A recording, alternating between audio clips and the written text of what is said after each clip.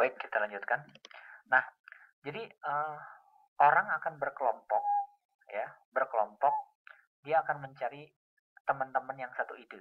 Ya, kalau orang yang suka nyopet ya dia berkelompok, kelompok pencopet misalkan.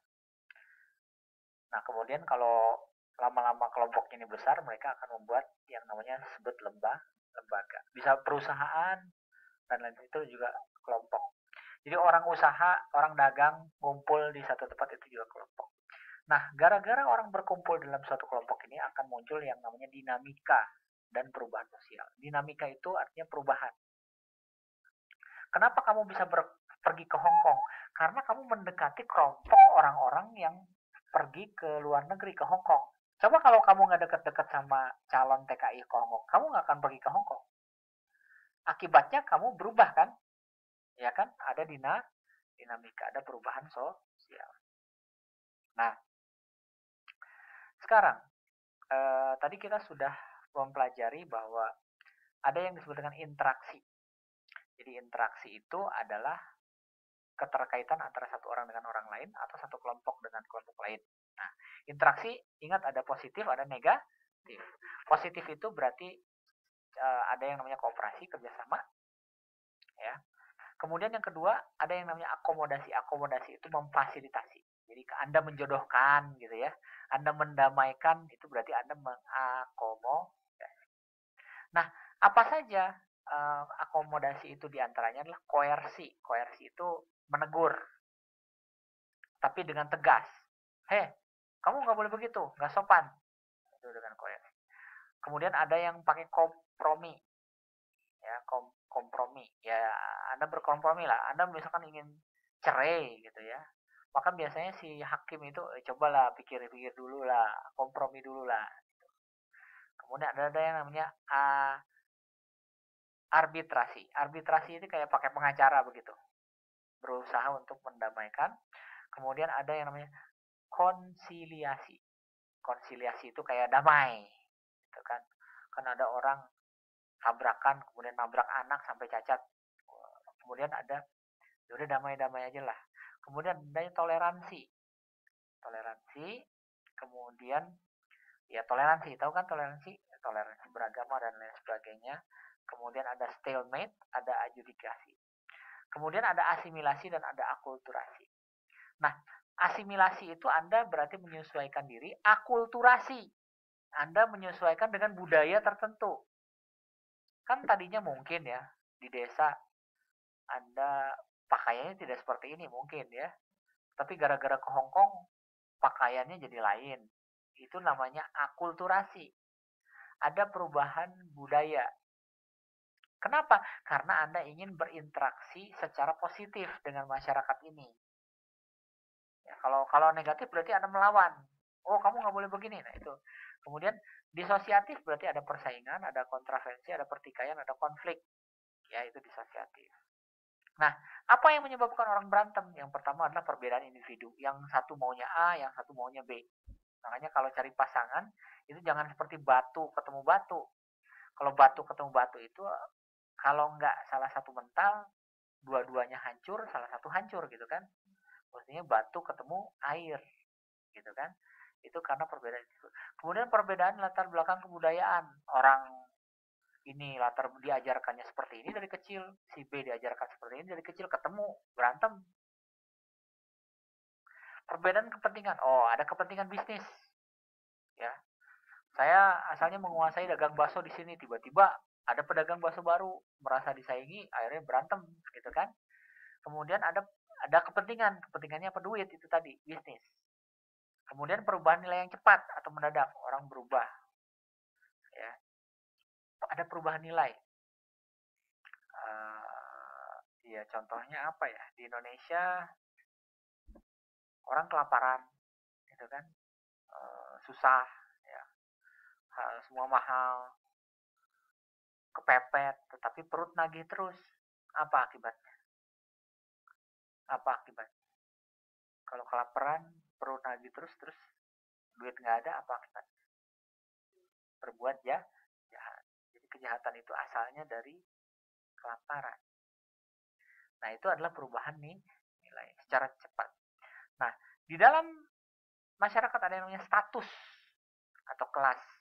Nah, ada kelas sosial. Kelas sosial merujuk pada perbedaan tingkatan antar individu.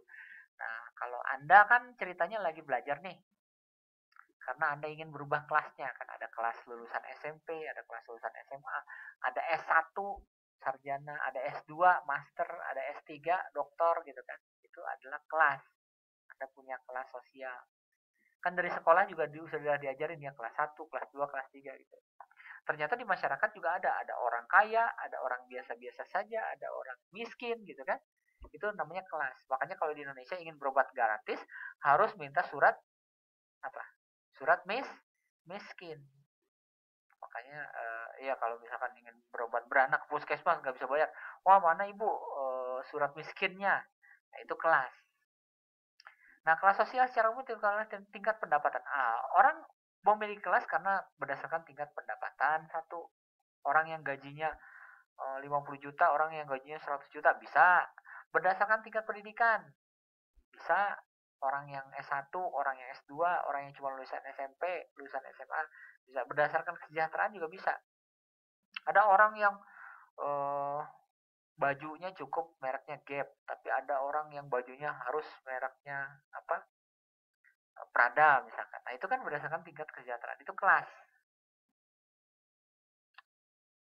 Ya.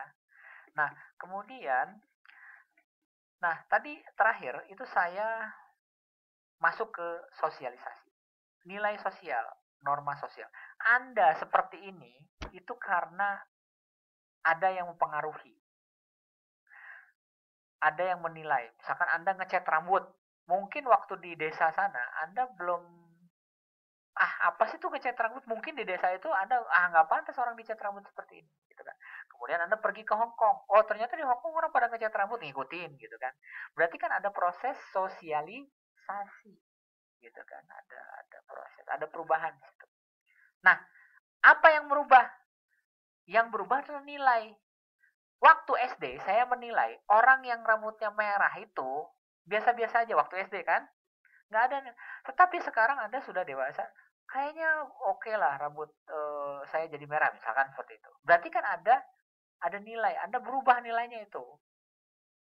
Gitu. Nah, lalu apa saja? Berarti ada proses sosialisasi, ada yang ngajarin. Ya. Nah, di dalam proses sosialisasi itu ada tahap sosialisasi. Gimana Andanya bisa tahu ada agen sosialisasi, siapa yang ngajarin? Gitu kan. Kemudian ada jenis sosialisasi, jenis akan membentuk kepribadian. Nah, jadi seperti inilah orangnya begitu kan. Nah, apa itu sosialisasi? Adalah proses yang dilalui oleh individu dalam belajar keseluruhan kebiasaan yang dimiliki oleh manusia dalam bidang ekonomi. Jadi sosialisasi itu adalah proses pembelajaran. Oh, begini ya caranya. Saya ngajarin kamu ini adalah proses sosialisasi. Ini proses sosialisasi nih. Majikan ngasih arahan, oh masak itu begini-begini. Itu namanya proses sosialisasi. Ibu ngajarin anaknya. Kamu masih ingat, kamu diajarin wudhu sama bapakmu dulu misalkan. Itu namanya proses sosialisasi. Berfungsi untuk apa? Untuk memberikan pengetahuan supaya Anda tahu. Yang kedua, menambah kemampuan berkomunikasi Anda, memiliki kemampuan. Kan tujuannya begitu. Kenapa Anda repot-repot belajar? Yang pertama supaya Anda tahu, yang kedua Anda memiliki kemampuan, yang ketiga membantu mengendalikan fungsi-fungsi organik melalui latihan-latihan. Nanti kan ada latihan-latihan, orang kan ikut kursus menjahit gitu kan, orang ikut ya, nah itu namanya sosialisasi itu. Membiasakan individu dengan nilai-nilai norma. Nah, orang akan melakukan proses itu ada beberapa tahapan. Ya. Yang pertama adalah preparatory stage. Tahapan sosialisasi yang pertama adalah preparatory stage. Biasanya anak bayi. Itu adalah preparatory stage. Tahap ini dialami sejak manusia dilahirkan, saat seorang anak mempersiapkan diri untuk mengenal dunia sosialnya, termasuk untuk memperoleh pemahaman tentang dirinya sendiri. Anak berupaya untuk memahami siapa saya, siapa ibu saya. Ya. Kata makan diajarkan ibu kepada anaknya yang masih balita diucapkan mam. Itu adalah proses persiapan. Anak ada namanya preparatory stage. Pada saat bayi lahir, ada kata-kata yang pertama diucapkan apa? Makan, ayah, bunda, gitu kan. Itu preparatory stage. Jadi dia untuk memahami siapa saya. Oh, siapa saya? Saya itu siapa? Dia mengerti dirinya sendiri. Kemudian yang kedua adalah taraf meniru atau play stage. Peniruan dilakukan sudah mulai berkurang dan digantikan oleh peran yang secara langsung dimainkan sendiri dengan penuh kesadaran. Nah, waktu bayi, Anda diperankan sama orang tua. Makan disuapin, mandi dimandiin gitu kan. Tetapi lama-lama tuh anak menjadi gede. Makanya ada yang namanya bermain. Apa arti bermain? Bermain itu kan game. Bermain itu artinya adalah meniru. Jadi kalau main ibu-ibuan berarti meniru ibunya. Main dokter-dokteran meniru menjadi dokter. Jadi apa arti bermain? Bermain itu adalah meniru. Gitu. Makanya hati-hati nanti kalau punya anak, dia akan persis meniru apa yang kita lakukan. Ya, persis itu, meniru. Kalau Anda suka teriak-teriak, maka anakmu akan menjadi anak yang suka teriak-teriak juga. Ya, ini tahap meniru. Kemudian yang berikutnya adalah karena itu main. Main itu artinya meniru. Kemudian tahap siap bertindak atau game stage. Peniruan yang dilakukan sudah mulai berkurang dan digantikan oleh peran yang secara langsung dimainkan sendiri dengan penuh kesadaran. Orang sudah masuk ke masa-masa kuliah, umur 13 tahun, 14 tahun ke atas, ya, masa-masa remaja. Dia melakukan itu bukan karena niru. Dia melakukan itu karena butuh, karena sadar. Kemudian tahap penerimaan atau generalized stage, pada tahap ini seorang telah dianggap dewasa, dia sudah dapat menempatkan dirinya pada posisi masyarakat secara luas. Jadi dia udah masuk ke masyarakat secara luas. Makanya kalau Anda punya anak, dampingi sampai umur 13 tahun. Karena kalau sudah lewat 13 tahun, dia sudah punya kehidupan sendiri. Nggak bisa Anda masuk ke situ. Karena dia sudah punya kehidupannya sendiri. Dianterin ke bioskop juga sudah malu. Ya, makanya kalau nanti punya anak, dampingin. Kalau anak Anda didiemin di Indonesia sampai usia 13 tahun, Anda akan kehilangan masa-masa kebersamaanmu bersama anak. Karena tahu-tahu dia udah gede, udah lain kehidupannya. Gitu. Kemudian tahap penerimaan, kemudian nah, siapakah agen sosialisasi? Agen sosialisasi adalah keluarga. Apa yang membentuk Anda adalah keluarga. Satu, bisa menjadi keluarga itu adalah agen sosialisasi. Anda terbentuk karena keluarga. Kemudian yang kedua, agen sosialisasi adalah teman bermain. Makanya anak itu kalau bisa temannya yang bagus, yang baik. Ya, jangan kalau anak akan menjadi copet, ya temannya copet. Anak akan menjadi garong, ya temannya garong gitu kan. Makanya kalau bisa anaknya itu berteman dengan anak-anak yang soleh. Kalau nggak sempat mendidik, ya masukin saja ke pesantren. Gitu kan. Ini teman bermain yang disebut dengan kelompok sebaya. Ya. Kemudian yang ketiga, sekolah. Nah, ini adalah agen sosialisasi. Anda ikut sekolah supaya Anda tahu yang pantas itu mana, yang tidak pantas itu mana, yang baik itu mana, yang buruk itu mana. Cara mengelola uang itu seperti apa? Ya, cara mengelola uang yang buruk itu seperti apa? Jadi Anda sekolah gitu. Itu kan fungsinya sekolah. Jadi sekolah itu adalah agen sosialisasi. Jadi agen sosialisasi yang pertama keluarga, yang kedua teman. Anda suka mabuk, minum minuman keras, kenapa? Karena temanmu kayak begitu. Ya, coba ganti temannya. Ya. Anda nggak bisa menabung, duitmu habis, nggak karuan, karena temanmu ya begitu. Coba diganti. Apa susahnya ganti teman? Gampang kan? Remove, kemudian accept yang baru. Remove, accept yang baru. Kekhawatiran manusia kan cuma satu. Takut dibilang gak gaul lah, takut dibilang sombong lah, takut dibilang apa lagi? Enggak, ya takut dibilang gak gaul, cuman takut dibilang gitu doang. Kan nggak penting.